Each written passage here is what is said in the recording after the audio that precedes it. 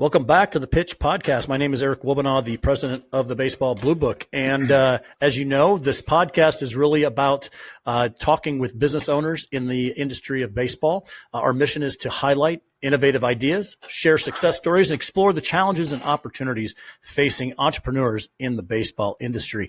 Today, we are joined with Todd Bezemer with AXIO Training. Love to have Todd on, or Ted on. We've had him on before, but excited to hear from Ted and discuss his business and kind of where he came from and where he's going. And so, Ted, welcome to the program. Hey, thanks again for having me, Eric. It's great to be here. Well, I appreciate you being. Yeah, but I appreciate you being on. We run into each other, ABCA, again, like the last podcast. Love what you're doing. Love your product. And so I'm going to give you an opportunity to give our audience your pitch on the AXIO's training device. So you're up. Yeah, thanks. So basically, it's called AXIO Centripetal Training. There is a line of centripetal trainers, 4 of them actually, ranging from youth model all the way up to advanced and expert level, so different resistances and such. It is a leading arm care training tool in Major League Baseball now. Every MLB organization uses these for various reasons, but it's also great even for the youth athlete all the way up. And the reason is that the problem in baseball is baseball players need elite level strength, timing, and control. They need micro control and dynamic stability to perform their best and prevent injury. And unfortunately, over the years, we've been using very low level tools, mainly rehab tools that I would use in a clinical setting with someone who's really hurt and very limited. And we're applying these to high level athletes and expecting, high level results. And basically that's where AXIO came from. It's something I created because I wanted something to combine a much higher level of strength training with a higher level of control or neuromuscular control, a timing issue that really the best athletes possess.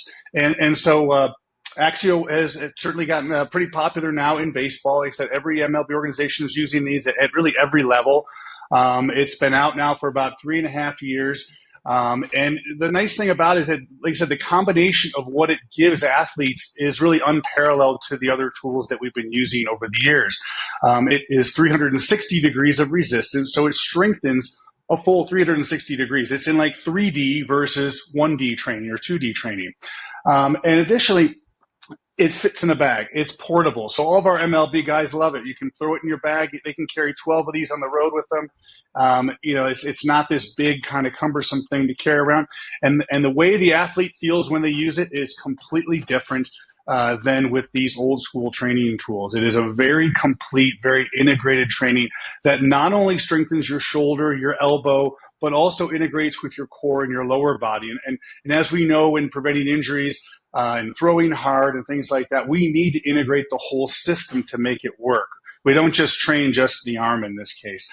So it's basically one tool that can be used for warm-up, pre-throwing, an excellent training tool. A lot of our MLB guys, even our collegiate and high school teams, will use these in their training programs in the gym, actually working out for strength training.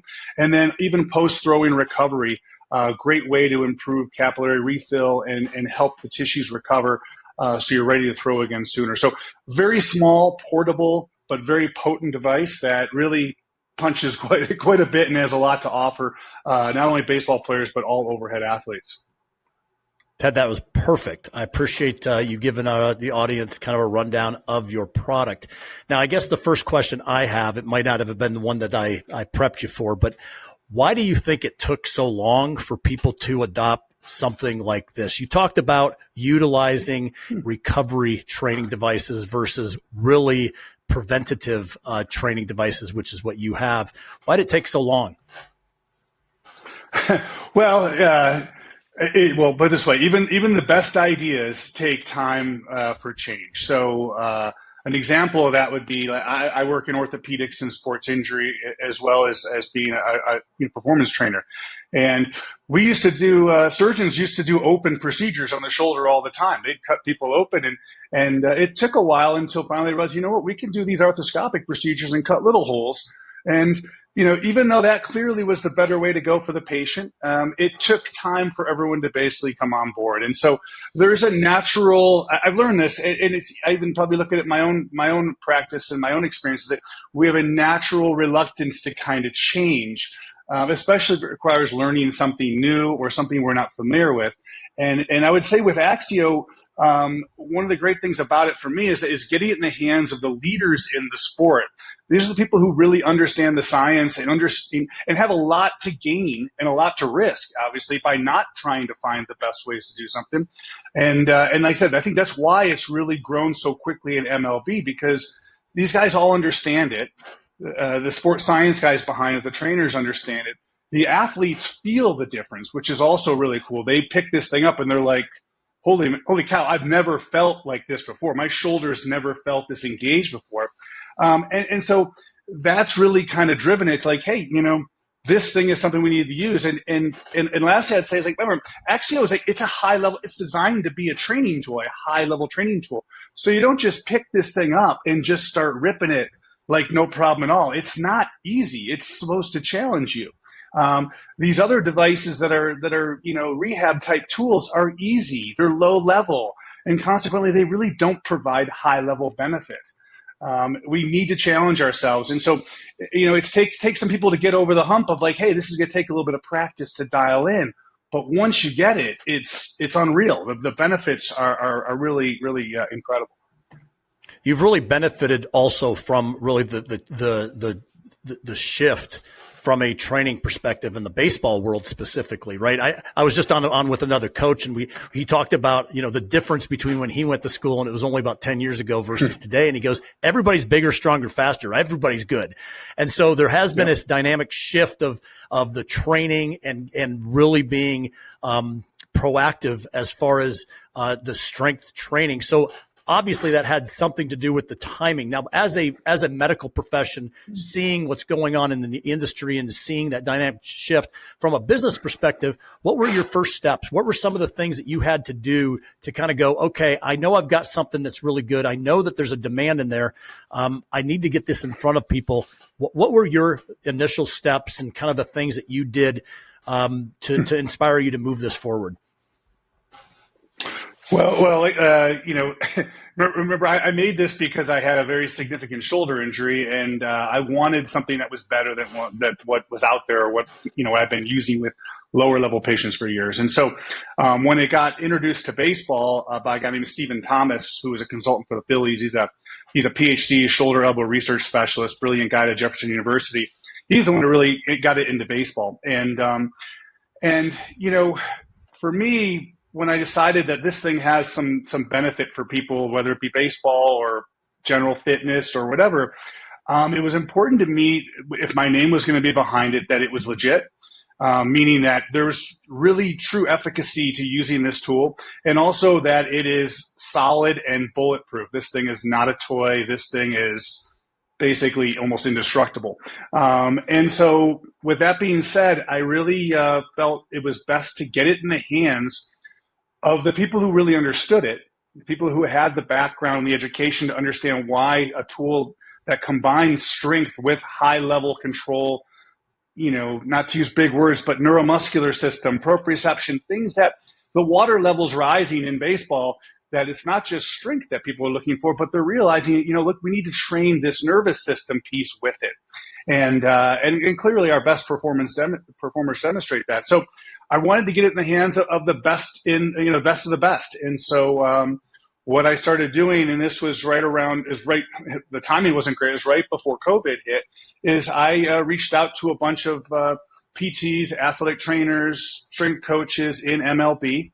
And I went down and I met with probably about 6 teams in spring training in Arizona.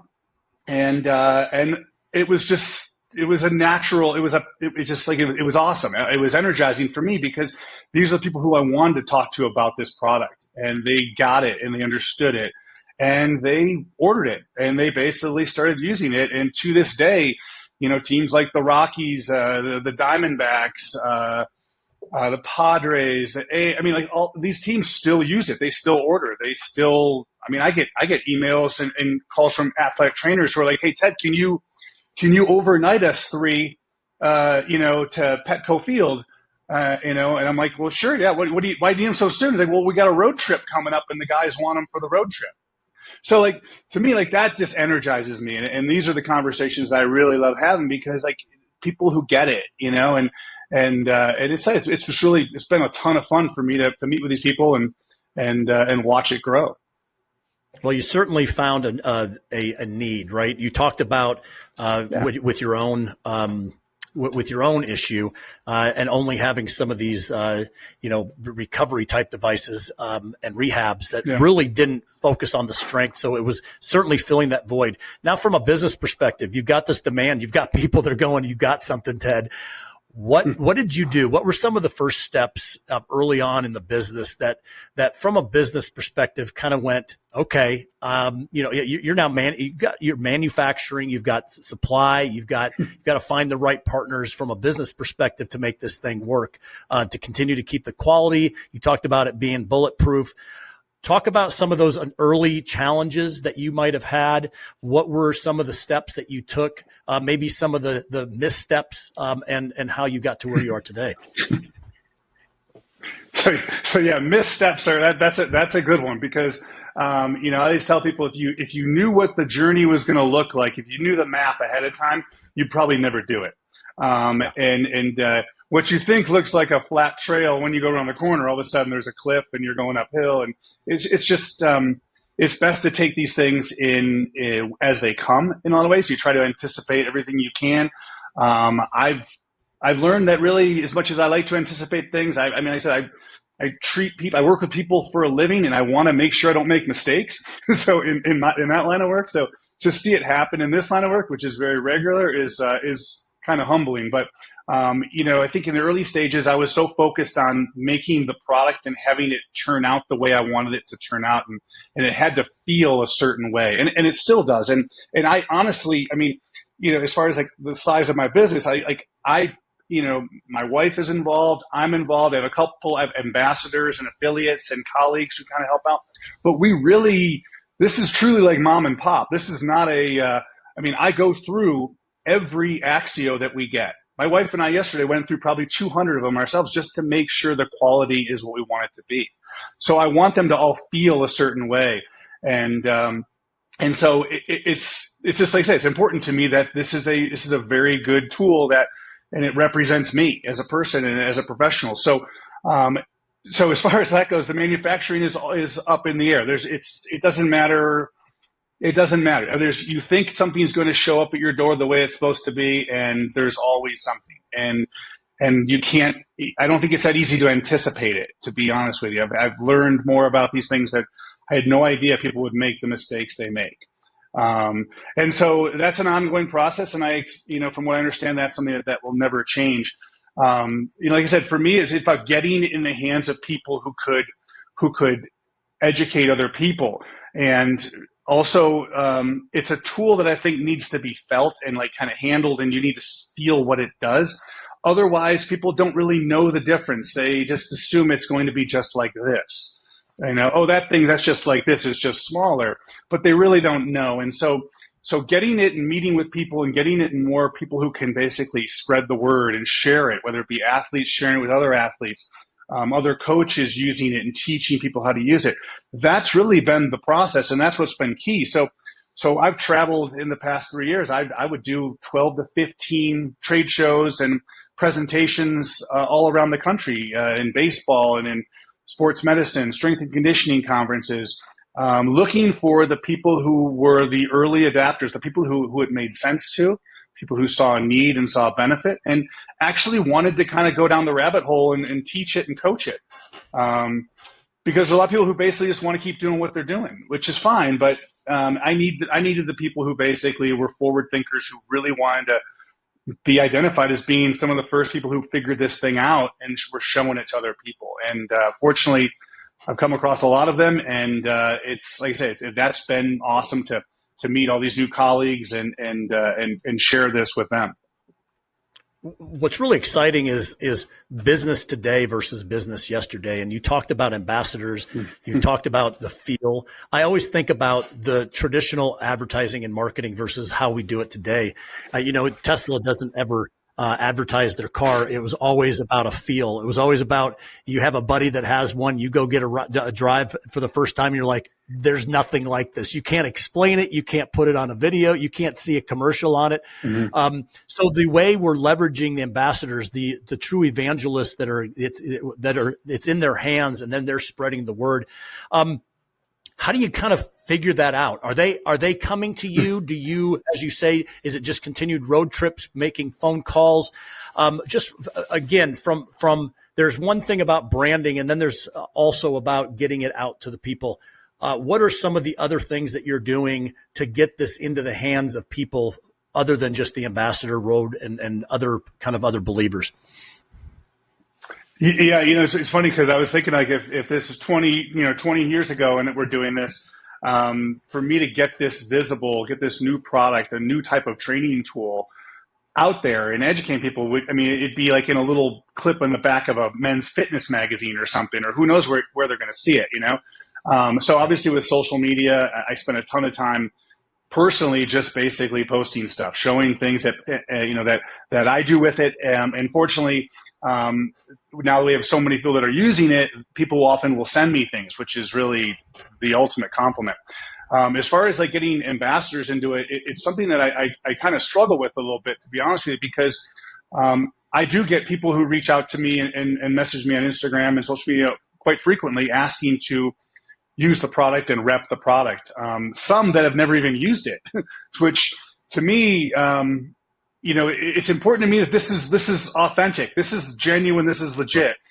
So as much as I'd love to have a very high profile athlete or someone who has tons of followers that people will basically do whatever they say, I'm not comfortable with that.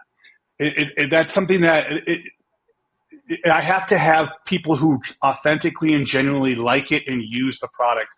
Otherwise, I really just can't have them involved. It's not the right fit. I need people who are believers. And unfortunately, everyone that has basically joined on to help out with this in different ways are all believers in it. And so I just had I get agencies now that it's out there and people are seeing it on the field and bullpens and it's out there. I get agents who reach out, saying, hey, we got these players, would you like to work out some deal? And I'm like, well, do any of them use it? No. And I'm like, well, okay. Well, I guess I could send them one. They could, but I really, it's like it needs to be authentic. And that's the number one thing to me is like this. I want people out there who truly understand it and can show other people and basically speak truthfully about it. Where do you see the real struggle as far as the growth of the business? I think one of the things you could do is put personally examined or inspected by Ted on each one of them. That's certainly something that the overhead is pretty big. But what are some of the challenges, or are you happy with where it is? Because it sounds like on one hand, you want to grow, you want everybody to use this. On the other hand, you've got some roadblocks as far as the quality concerns, having the right people use it. How are you balancing that? Yeah, so the scaling of everything is really, like I said, nothing that I've ever had experience with, or it's never been in my wheelhouse. And so I'm definitely learning as I go. Yes, look, I think this tool has a lot of benefits, and not only in baseball, but we've got 7 or 8 NFL quarterbacks using it now. We've got hundreds of professional volleyball players using it, archery, tactical.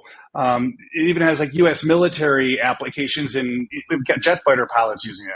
This is never anything I've ever expected or planned, but because there's so many different ways this can be used and people and different pursuits that can benefit, without a doubt, there's no way I can keep going through all these myself.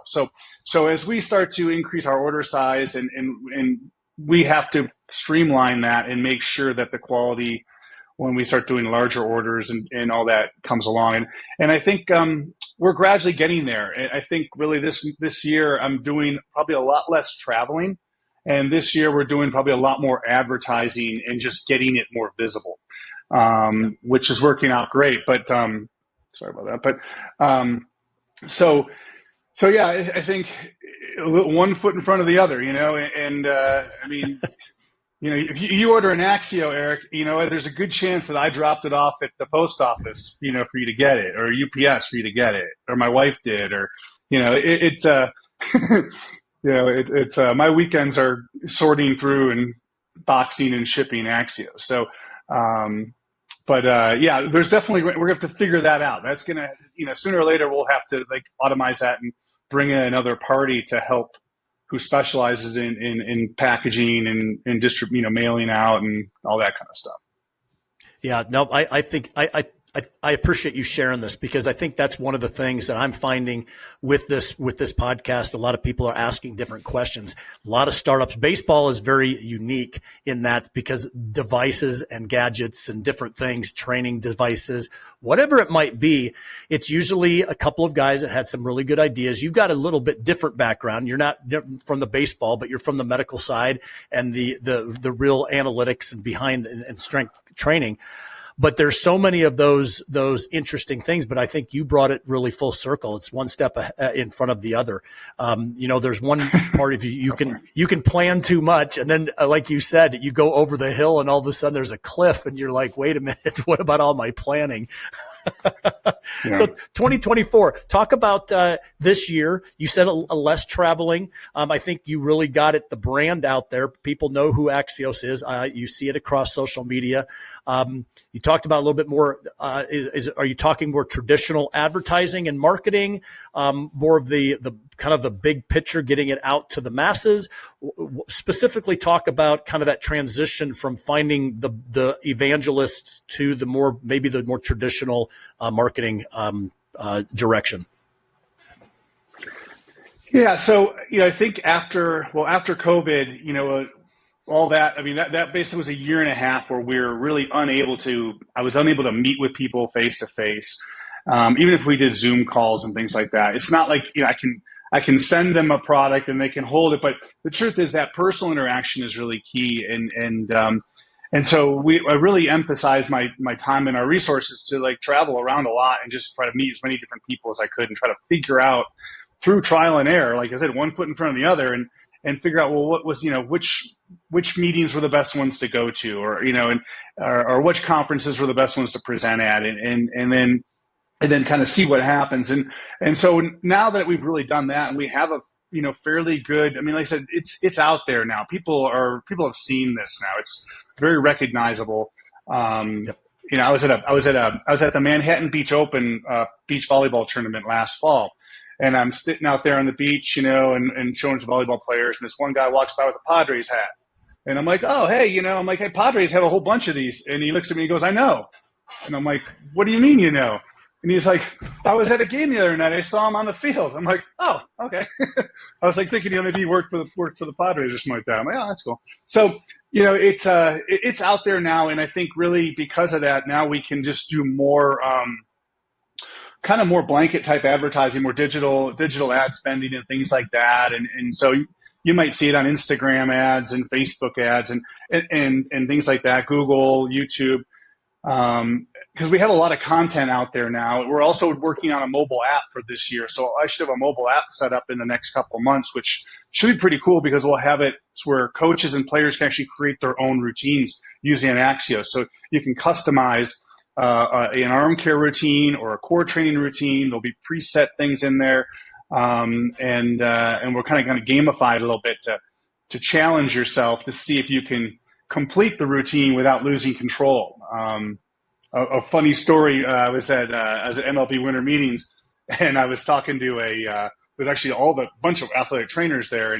And I was talking to one of them who has had Axios for a while and he goes, and I'm like, how things going? He's like, oh, it's great. He goes, yeah, the guys are in the clubhouse and they're I won't mention any names, but they're in the clubhouse and they're like basically betting who can like do different stunts with the Axio and keep it going and stuff like that. And they're like wagering on it. And I'm like, oh, that's awesome. I'm like, can you send me some video of that? And he's like, no, I can't do that. I'm like, all right.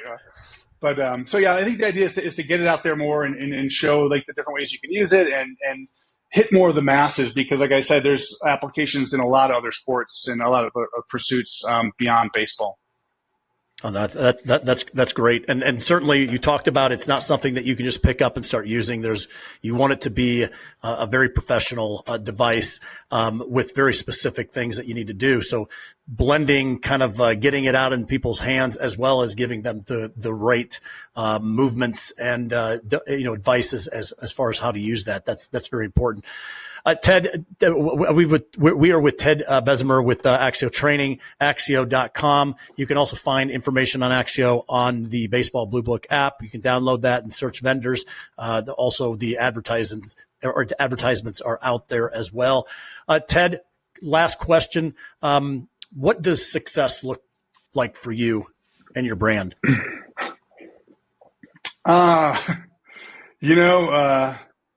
The success, honestly, well, like I said, I think it's very realistic that this becomes really the most used arm care training tool in baseball at every level of the game. I think, look, the pros are using it, and there's no reason why this really isn't going to be beneficial for even our youth players as well, and all the way down. And so it's just a matter of basically getting it in hands and educating coaches and trainers and athletes and families.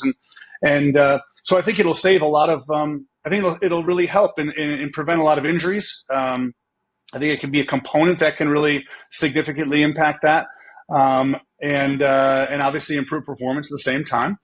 I think the more players that are not hurt and feeling good and having fun, the better that is for the game. And so I'm hoping that this, helps contribute to that. And I expect that it'll really carry over into other sports as well, where, throwing athletes, striking athletes, overhead athletes. But I think that the success of it really, for me, I'm just trying to be like, look, the success is that I kind of just decided to go for it. And the success is basically continue to ride the roller coaster and deal with the ups and downs. And that's really what it is. It's just ups and downs. One day is great, next day is not great. And it's just basically the process. And I think that's how I would measure my success, is the fact that I'm going to keep going, and I'm going to keep trying, and I'm going to, and I think lastly, probably really one of the best measures of success with this is all the awesome people that I've got to meet and that are now my friends and my colleagues that I never would have met if I didn't do this. And so to me, that's been probably one of the best things about it, is I've met some really great people, very smart people that have challenged me and helped me and really got me back into baseball more, to be honest with you. So it's really, like I say, that's been one of the best things about it, is all the great people now that I message with and that I talk with, and never thought that would be that was going to be one of the benefits, but it really has been one of the biggest benefits. I think that's great. I think one of the things that you just said was really good. It's really the journey. You need to really enjoy the journey, the ups and the downs. And I always say that it's not the destination. It's really the journey. Because if you can't enjoy the journey, then there's no reason to be doing it. That, in my opinion. So, Ted, I appreciate you joining the Pitch Podcast today. Again, Eric Wubbena with the Baseball Bluebook, the Pitch Podcast, having great entrepreneurs on. Ted Bezemer, AXIO's training, AXIO Centripetal Training device. You can find that at AXIOtraining.com. Again, you can find it at thebaseballbluebook.com. The app, download it today for free. Ted, always a privilege. Thank you very much for your time today. Thank you. Hey, thanks, Eric. Great talking with you. All right, don't go anywhere. All right. Man, that was good. Thank you. I appreciate that.